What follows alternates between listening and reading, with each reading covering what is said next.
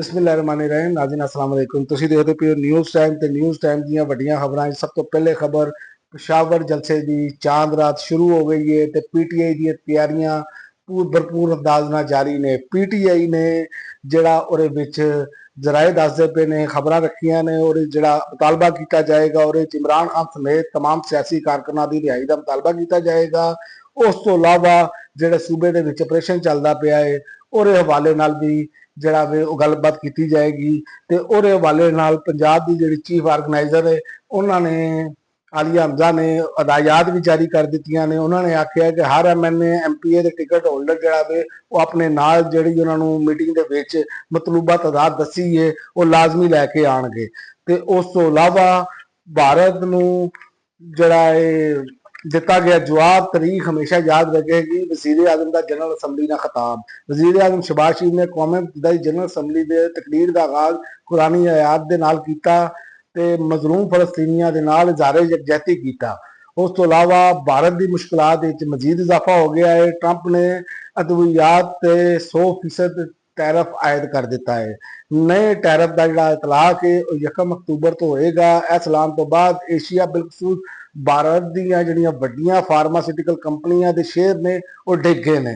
Donald Trump ने आख्या है कि भारत दी इन्हां फार्मास्यूटिकल कंपनियां नूं टैरिफ छूट उस वक्त मिलेगी जदों अमरीका दे विच अपने प्लांट लाणगे। ते उस तो इलावा नेतनयाहू दी हमास नूं वड्डी धमकी। नेतनयाहू ने आख्या है कि तमाम यरगमाली रिहा करो नहीं तो जिंदा मार दिते जाओगे। अकवाम मुत्तहिदा दी जनरल असम्बली नाल खिताब करदे आया इसराइली वजीर आजम ने आख्या हिजबुल्ला ईरान ते हौथियां नूं कतल दी खुली धमकियां दित्तियां ने। आलमी खबरसार अदारे के मुताबिक नेतनयाहू ने कौमी मुत्तहिदा समेत तमाम जिन्ने भी आलमी इदारे ने इन्हां दी रिपोर्टां नूं मुस्तरद कीता है कि जिहदे च आख्या गया है कि इसराइल गजा दे विच नस्लकशी कर रहा है।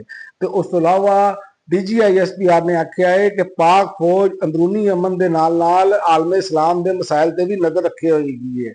ते फाकी हुकूमत ने 40 साल पुराने अफगान महाजरीन कैंप बंद करने का फैसला कर लिता है।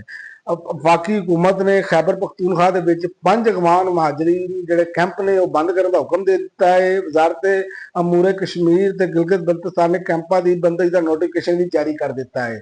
ते ICC ने भारतीय कप्तान सूर्या कुमार ते हारिस रऊफ ते जुर्माना ला दिता है। इंटरनेशनल क्रिकेट कौंसल ने भारतीय कप्तान सूर्या कुमार ते हारिस रऊफ ते साहबजादा फरहान की पेशगी का फैसला सुना दिता है। भारतीय मीडिया ने दावा किया है कि ICC ने हारिस रऊफ के मैच फीस का 30% जुर्माना जबकि साहबजादा फरहान नूं वार्निंग दी है। तो दावे के मुताबिक सियासी बयानबाजी से भारतीय जिहड़ा कप्तान है सूर्या कुमार यादव उसते भी मैच का 30% जुर्माना आयद कर दिता है।